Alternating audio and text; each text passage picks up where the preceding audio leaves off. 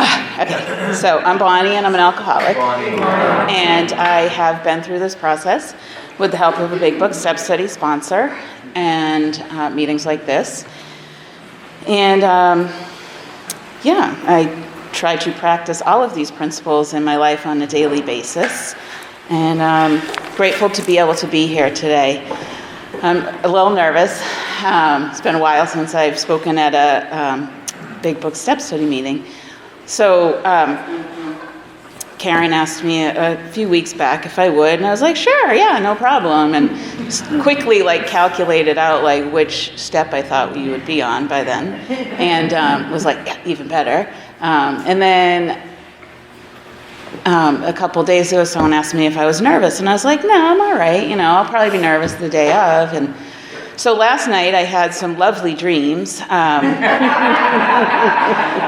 And about, some of my greatest fears. They weren't about coming here and speaking, but so I have this, I have a fear of driving on the highway sometimes. I get anxiety. And so, of course, I had a dream that my car would only go backwards, and I was, spinning out of control and asking my husband to drive, and he was like, no, you can do it. I was like, but I can't. And then the next one that I remember was I have a fear of mice.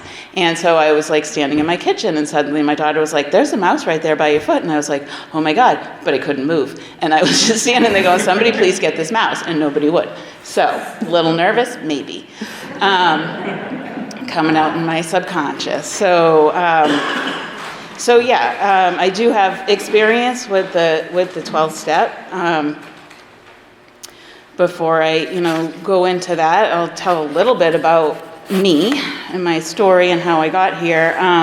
Not a huge drunkalogue, but just the stuff that got me here and why I needed this this program. So, in this step, there's 3 parts, and I kind of always looked at it as that there were 2 parts because there's 1 comma, and but there's 3 parts. So having had a spiritual awakening is the first part of it, and I remember first seeing that and stuff, and I was just like, spiritual awakening, I'm never gonna have one of those. That's for people that are way up there and and that wasn't me, and so I was like, I'm not gonna have one of those, but that's okay. It works for you guys. That's great.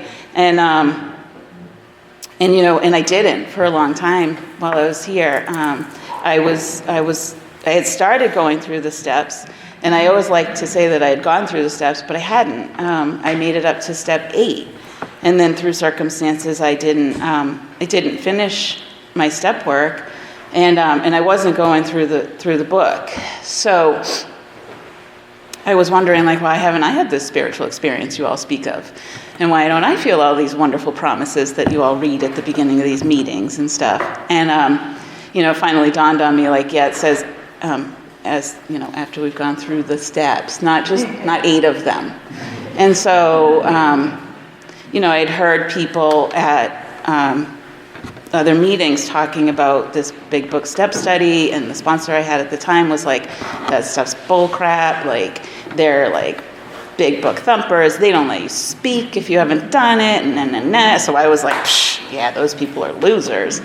And but then I kept hearing more about it, and I kept feeling crappy, and finally asked a member and somebody who has gone through the book this way to take me through the book, and she said yes. And so I did have a spiritual experience. I did have a spiritual awakening as a result of these steps. And I found out that a spiritual awakening is, it's a change in the way that I think, the way that I feel, and the way that I think, the way that I feel, and the way that I behave. And so, and when I first read that stuff and heard that, I was like, well, I'm still me. I haven't changed all that. And then it's it takes me a long time to understand this stuff. I don't know if you guys can identify, but I have to listen to people over and over and over again, explain it, and explain how it worked in their lives in order for me to understand how it works in mine. And so, I finally made connections with oh, okay, so the way that I think, well, first of all, I didn't think this was going to work for me, right? So that was wrong. Second of all, I didn't believe in a higher power. I didn't have a God in my life. I didn't pray to a God. So those are things that changed for me. I never in my life would have been driving someplace before I had this, spiritual awakening. I never would have been driving someplace and praying to God to help me with the words and this and that. Come on. So it's like, well, yeah, I have had a pretty big spiritual awakening, and I have had a lot of changes. And so, and I needed that. Thank God I had it, because the way that I was plowing my way through life was hurtful to me, and it was hurtful to others. And, I was very selfish, I was very self-centered, and I still am today. I'm not going to lie and say that that all just poof went away. I'm still my first thought every morning. I'm still my last thought every night. I'm not going to lie. But the difference is, throughout the day, I try to be a little bit more cognizant of the fact that you're on this earth too. And it's not all about me wandering through the world and what you can all do for me. So I've started to, I try. I try, and that's what it is. This is practice. This isn't I'm going to do this work and hey, I'm this whole new person and I'm never going to do all of that crap that I did before. I'm just aware of it today, which kind of in some ways sucks, because now I have to do something about it, and I have to work on it. But then in other ways, it's very helpful, because I don't feel hurt all the time, and I'm not hurting people around me as much. And I'm grateful for these steps. I had a little incident yesterday where I was able to process it, do a 10-step, realize I owe this woman an amend. And at first I was trying to fight it and was whatever, tough. She shouldn't have been asking so many questions. That's why I yelled at her and trying to justify it. And then I was no, all right, no, you owe her an amend. No doubt about it. Couldn't go to sleep until I finally made that peace with myself. Oh, another change, because before it'd be screw her, I'm not apologizing, right? So it's I have to look at and be aware of how this has actually changed my life for the good. And so, anyways, that's the first part of it. And then, so now I try to share this message with others. And in the past, before I had come here, I was sponsoring women. I had no idea what I was doing. My sponsor told me I should sponsor someone, and I was okay. And she set me up with someone. I was even better. And then I didn't know what to do with her. I was just you want to ride to the meeting? Okay, we rode to the meeting. We chatted. We smoked cigarettes together. What? I don't know. And then finally one day I was maybe you should work on your fourth step. And she was okay. And that was that. That was my sponsoring. I was not helping her in any way, shape, or form. I mean, I might have. I drove her to a few meetings and things like that, and I kind of introduced her to people. But to me, that's not. It's not how I sponsor women today. Today, I have directions right here, and it's so funny, because I never looked at this book as directions. I looked at it as that's a nice little story. That's great. Yeah, that's how he worked with others. I like that. And seriously, this is how I did this. And I'm an educated woman. I'm not, you know what I mean? But I didn't get this. And so, I got the directions here on how to, help another woman through this process. Be able to lay out, as it says, that spiritual tool kit and say here it is if you want it, and I'm available to work with you if you choose to do this. I don't chase women around. I'm not calling them up hey, what are you doing? Did you get to do this? Do you do this? Do you do that? No, I'm available to them. Not that I don't call them and say hey, I'm going to this meeting, do you want to come along, or whatever it might be, but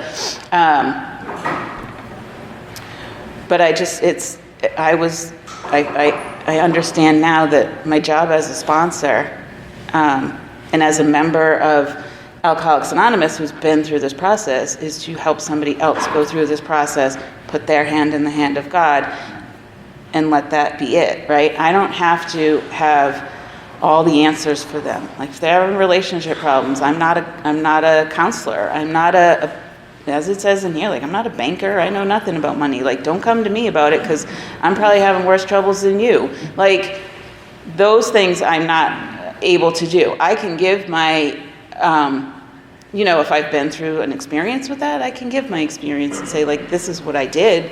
I'm not telling you to do it. Like this is how I handled it, or point them in the direction of somebody else who I know might have gone through that. Like that's the beauty of this fellowship. We get to know other people.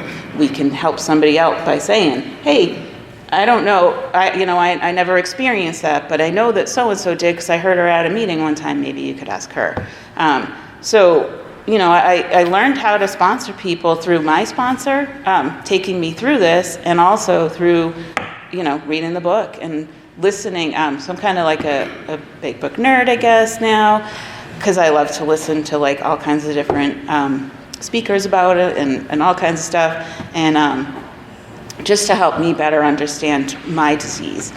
Because when I came in here, I truly didn't understand it until I really went through this. I knew I drank too much. I knew that I made really bad choices when I drank, and I knew that I hurt people when I drank. I didn't think I hurt as many people as I actually did when I drank, but I knew I hurt some. And I knew that I, had the guilt, the shame, and the remorse from it. But I didn't understand the physical nature of it. Spirituality was not even like a thing for me. I just knew that I didn't feel good. I never felt good. You know what I mean? I never felt like I belonged. I never felt like I fit in anywhere. I never felt like I had any connection, any real connection to people. Because I was always in my own head. So I wasn't really listening to how you were feeling. It was like how I was feeling. And so I didn't know that we connected on different levels. And, I learned all of that stuff here. And now I'm able to like go through, going through this work helped me to be able to like be relieved of some of that. It's not always all gone, but, a lot of it is. And I'm able now to support other people going through this and to continue doing this work myself. So I remember being sponsored and my sponsor saying like, no, you're helping me more than I help you. And I'm like, isn't that nice? I always thought that was just like a nice little thing that people said so that you didn't feel like a pain in the neck, right? Like, because, we all feel like, well, I should speak for myself. I always felt like I was, not worthy of your time and your attention and your, and so me calling up a sponsor, I was like, well, I'm just being a pain. I don't want to bother. She might be in the middle of something, all that. And then, hearing that, I was like, well, that's just nice. You're just being nice. But I have come to find, through being able to sponsor women, that it's true. How much it's helped me to work with other women and to continue to stay in this work and in this book. It's helped me to understand myself so much better. Being able to listen to another person's fifth step and go through that with them and talk to them about it. And it really it helps me to better understand myself as well. It brings me closer to God. I had the honor to do a formal third step with someone last weekend, and I remember doing mine with my sponsor, and she cried, and I was like, oh, I don't feel that. What's wrong with me, right? And then I did this with this woman, and I did not cry because it takes a lot for me to cry. I won't lie, but I did well up with a little tear. And I did have goosebumps. So I was like, oh, I'm getting this. This is working, right? Because I'm like, but I felt that, right? I really felt it doing that with her. And I've had the opportunity to do it, but this was in the past, but this one was just so recent. And after we were done, we were outside by a little pond, and we were sitting there, and we were, reading a little bit more and kind of talking about, what does the third step prayer mean, and now what do we do, and that kind of thing. And all of a sudden, like the the lake was just glistening. And the way that the ripples were going in the water and the sun hitting it, it was like little strobe lights all over the place. And that is what got me. And I got chills just now talking about it. Like, I saw that, and she was probably like mid-sentence, and I was like, can you just stop for a minute and just look at the water? And she was like, oh my God, like that, thank you so much for pointing that out to me. Like, that is beautiful. And it just felt like God was like right there with us in all his like beauty. And oh God, it was amazing. And so like what I would have missed not having that opportunity to work with another person, to bring them through this, and to feel that like closeness with my higher power, right? Yeah, I'm actually getting teary. So, and I don't do that.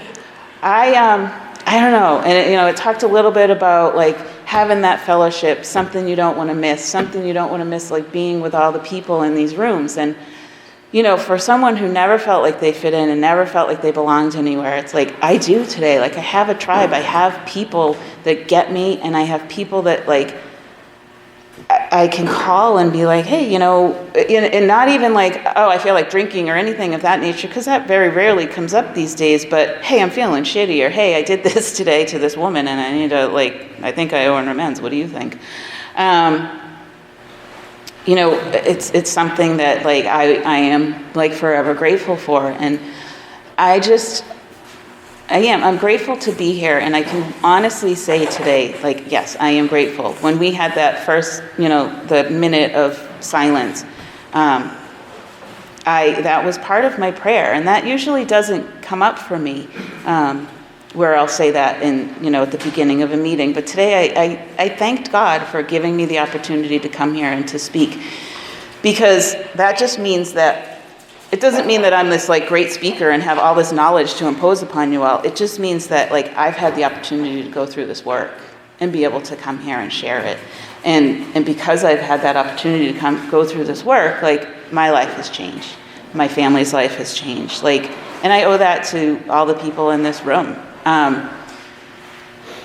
It's changed my life, and I'm grateful for all of you, and thanks for letting me share today.